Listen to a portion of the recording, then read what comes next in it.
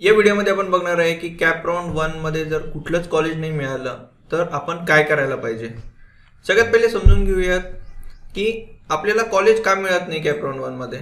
तर याचे दोन कारण असू शकतात। याचं पहिलं कारण असू शकतं की तुम्ही खूप कमी प्रेफरन्सेस किंवा ऑप्शन हे कॅप राउंड 1 मध्ये दिलेले आहेत आणि दुसरं कारण असू शकतं की तुम्हाला कमी मार्क्स मिळाले। कॅप राउंड 1 मधनं कॅप राउंड 2 मध्ये जाताना तुम्हाला काय करायचंय, कॅप राउंड 1 मधनं कॅप राउंड 2 मध्ये जाताना तुम्हाला ऑनलाइन मध्ये काय प्रोसेस करावी लागते। तर लॉग इन केल्यानंतर तुम्हाला कुठलीही प्रोसेस करण्याची गरज नाही। मी इथे एक स्क्रीनशॉट दाखवतोय, याच्यामध्ये तुम्ही बघू शकता की अलॉटमेंटचे डिटेल्स हे जे आहेत ना हे नॉट अलॉटेड टिल नाउ असं दाखवतंय आणि इथे ऑनलाइन मध्ये फीस पे करण्यासाठी कुठलाही ऑप्शन अवेलेबल नाही।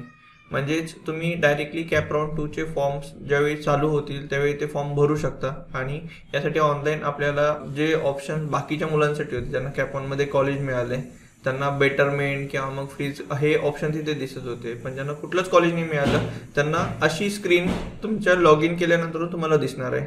तर तुम्हाला ऑनलाइन मध्ये काहीही प्रोसेस करण्याची गरज नाहीये आणि जी फीस असते कॅप राउंड 1 मधनं 2 मध्ये जाण्यासाठी तर ती अलॉटमेंट फीस जी आहे ही तुम्हाला आता भरण्याची गरज नाही। कॅप राउंड 2 मध्ये ज्यावेळी तुम्हाला कॉलेज अलॉट होईल त्यावेळी तुम्हाला ती 1000 रुपीजची जी फी आहे ती ऑनलाइन मोडने पे करायची आहे। आता बघूया की कॅप राउंड 2 साठी तुमची स्ट्रॅटेजी काय असली पाहिजे। तर तुम्ही सगळ्यात पहिले कुठलं तरी कॉलेज तुम्ही होल्ड करून ठेवा, जेणेकरून ते कॉलेज जर चांगलं असेल तर तिथे तुम्ही ॲडमिशन घेऊ शकता। तर ते कॉलेज मिळवण्यासाठी तुम्हाला मॅक्सिमम नंबर ऑफ कॉलेजेस आणि त्याच्या जे ब्रँचेस तुम्हाला एक्सपेक्टेड ब्रँचेस आहेत त्या कॉलेजच्या जे लिस्ट आहे ते आपल्या कॅप राउंड 2 च्या ऑप्शन फॉर्ममध्ये किंवा प्रेफरन्स फॉर्ममध्ये आपल्याला टाकायचे आहेत। तर ही तुमची स्ट्रॅटेजी असली पाहिजे आणि कॅप 2 च्या रिझल्टसाठी तुम्ही वेट करा। ते रिझल्ट लागल्यानंतर तुम्हाला कळून जाईल की तुम्हाला कुठलं कॉलेज मिळतंय किंवा कॉलेज मिळतंय की नाही मिळत आहे आणि यानंतर जर एखादं चांगलं कॉलेज मिळत असेल तर तुम्ही त्या कॉलेजला ॲडमिशन घेऊ शकता किंवा परत तुमच्याकडे कॉलेज मिळाल्यानंतर तुम्हाला थर्ड राऊंड पण तुम्ही ट्राय करू शकता। थर्ड राऊंडमध्ये जर सेकंडपेक्षा जर बेटर कॉलेज मिळालं तर तुम्ही थर्ड राऊंडमध्ये ॲडमिशन घेऊ शकता। सेकंड राऊंडला कॉलेजच नाही मिळालं तर अशा केसमध्ये तुम्ही परत थर्ड राऊंडला हीच प्रोसेस करू शकता। थर्ड राऊंड मध्ये चेक करा की थर्ड राऊंडला आपल्याला कुठलं कॉलेज मिळतंय। यासोबत जर तुम्हाला कॅप 1 मध्ये कुठलंच कॉलेज अलॉट झालं नाही किंवा जे कॉलेज मिळालं तिथे तुम्हाला ॲडमिशन नाही घ्यायचंय तर अशा केसमध्ये तुम्ही जे स्पॉट राऊंड आहे त्यामधनं कॉलेज ॲडमिशनसाठी ट्राय करा किंवा काही अदर युनिव्हर्सिटीज असतात जिथे तुम्हाला इंजिनिअरिंगचे डिग्री कोर्सेसला तुम्ही ॲडमिशन घेऊ शकता। या युनिव्हर्सिटीचे बेनिफिट्स काय असतात तर अदर युनिव्हर्सिटी ज्या आहेत त्यामध्ये लेटेस्ट ट्रेंडिंग ब्रँचेस असतात, त्याच ब्रँचेस तुम्हाला इथे बघायला मिळतील।